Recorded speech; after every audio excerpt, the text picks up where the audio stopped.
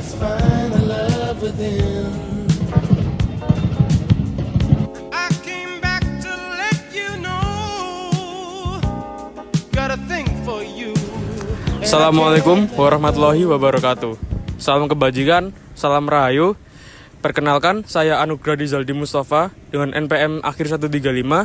Di sini, saya sebagai kelompok 8 akan menjelaskan tentang bagaimana cara berbahasa Indonesia yang baik dan benar sesuai dengan kaidah kebahasaannya dan juga sesuai dengan ejaan yang dibenarkan.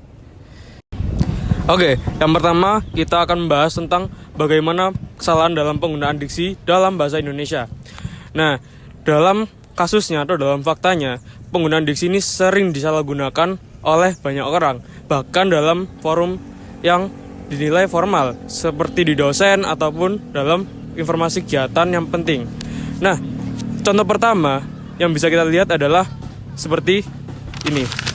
Dalam contoh ini saya menggarisbawahi kata-kata absensi, di mana dalam artinya sendiri kita pilah bahwa absensi adalah ketidakhadiran.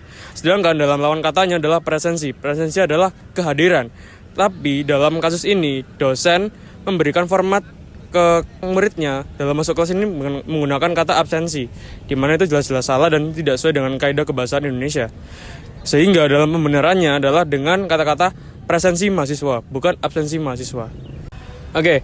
Buat kata-kata yang kedua, yaitu kata-kata memengaruhi. Dalam contoh yang saya lampirkan, di sini tertera bahwa kebanyakan orang-orang di sosial media menggunakan kata mempengaruhi. Sehingga jika kita tautkan ke dalam aturan bahasa Indonesia jelas salah. Karena dalam dasarnya, kata-kata me jika bertemu dengan KTSP akan melebur, sehingga yang benar adalah memengaruhi. Nah, dalam konteks ini, jika diperbenarkan atau diperbaikan, yang benar adalah kata memengaruhi, bukan mempengaruhi. Nah, itu tadi adalah contoh-contoh dari bagaimana penggunaan diksi yang salah dalam kata-kata bahasa Indonesia. Nah, jika ini terus dilanjutkan dan tidak dikoreksi, akan terjadi kesalahpahaman dalam pembaca ataupun penyimak. Sehingga di sini kan menjadi kebiasaan yang awalnya salah akan dianggap benar, seperti kata-kata absensi dan presensi, dan juga kata-kata memengaruhi yang ditulis mempengaruhi. Nah, jika itu terus dibiarkan akan menjadi sebuah kebiasaan yang salah, dan kita sebagai mahasiswa harusnya mengingatkan dan juga menjadi agen perubahan bahwa kita bisa membenarkan kata-kata bahasa Indonesia sesuai diksi yang benar dan juga sesuai dengan ejaan yang dibetulkan.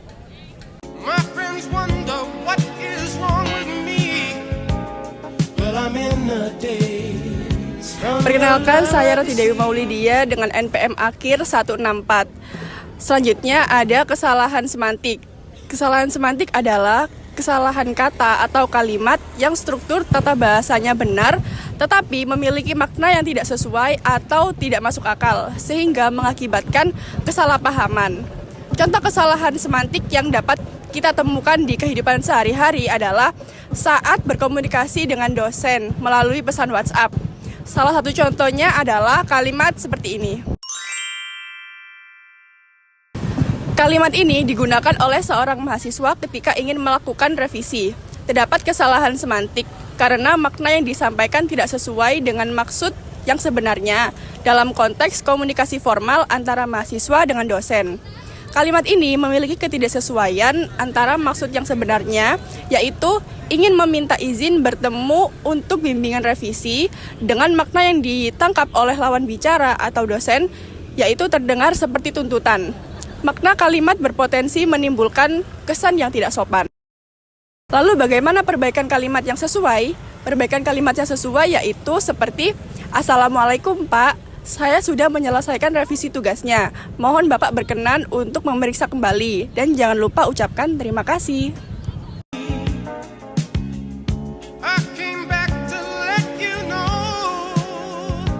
Selanjutnya perkenalkan, nama saya Rainer Fizagnia dengan NPM 250110102030. Di sini saya akan menjelaskan tentang kesalahan ejaan. Kesalahan ejaan adalah penyimpangan dari kaidah penulisan bahasa Indonesia yang benar serta sering terjadi pada penulisan huruf kapital. Huruf miring, kata dasar, kata turunan, kata ulang, gabungan kata, kata depan, singkatan, akronim, dan penggunaan tanda baca Faktor penyebab-penyebabnya itu antara lain adalah keterbatasan waktu, kurang penguasaan, kaidah, dan kurang ketelitian. Seperti contoh di samping, adalah salah satu kesalahan ejaan yang digunakan pada obrolan sehari-hari, di mana pada pesan WhatsApp yang pertama, lawan bicara mengatakan nggak apa-apa, nggak usah sungkan. Kan kemarin sudah tak kasih tahu, kalau ada apa-apa langsung ngomong aja. Nah, dari membacanya saja sudah sangat rumit karena ejaan yang sangat berantakan, mulai dari tanda baca hingga singkatan dan peletakan huruf kapital yang salah. Di mana seharusnya jika semua kata-katanya dibenarkan bisa menjadi seperti ini. Bagaimana cara untuk mengatasi hal tersebut? Yaitu dengan menggunakan sistem pengoreksi pada ejaan keyboard dan mempelajari cara penggunaan bahasa Indonesia yang baik dan benar sesuai dengan Kamus Besar Bahasa Indonesia.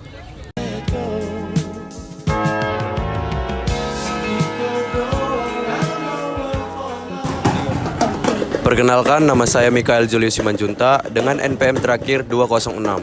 Di sini saya akan menjelaskan penggunaan bahasa baku dan bahasa tidak baku. Sebelumnya, kita harus mengetahui apa itu definisi dari bahasa baku dan bahasa tidak baku. Bahasa baku adalah bahasa yang digunakan sesuai dengan kaidah dan aturan resmi bahasa Indonesia yang telah ditetapkan dalam Kamus Besar Bahasa Indonesia atau sering kita sebut KBBI.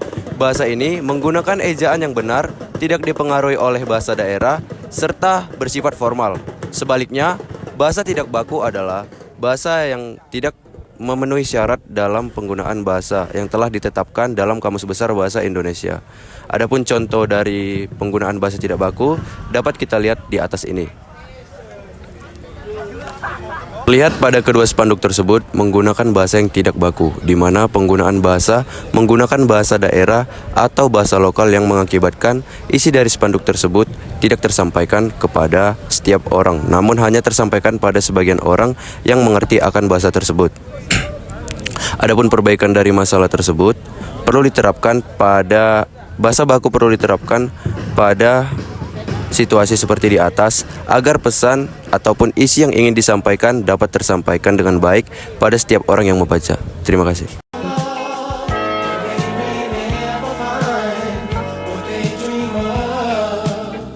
Halo teman-teman, perkenalkan nama saya Marcella Eki Rismayanti dengan NPM terakhir 233. Saya di sini akan menjelaskan tentang kesalahan tanda baca. Apa sih kesalahan tanda baca itu? Kesalahan tanda baca adalah kekeliruan dalam penggunaan simbol-simbol tulis seperti titik, koma, tanda tanya, tanda seru, dan lain-lain yang berfungsi untuk memperjelas makna kalimat.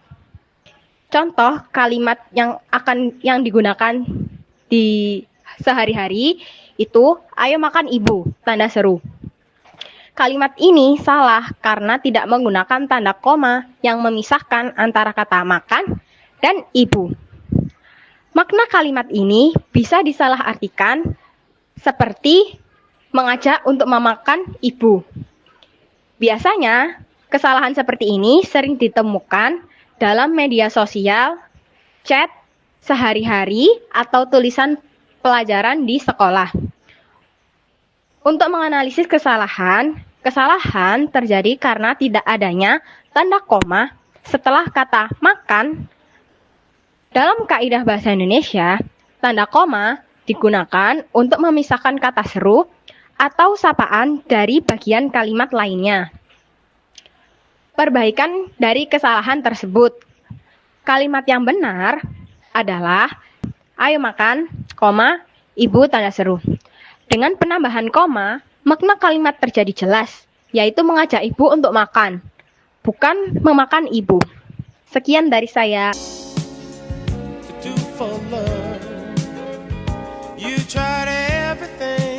Pesan edukatif tentang pentingnya berbahasa Indonesia dengan baik dan benar, itu tujuannya untuk mengajak orang berbahasa Indonesia secara sopan, sesuai kaidah, dan benar dalam kehidupan sehari-hari.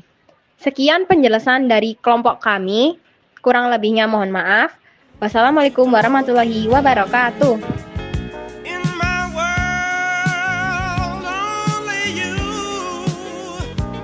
Make me do for love what I would not do.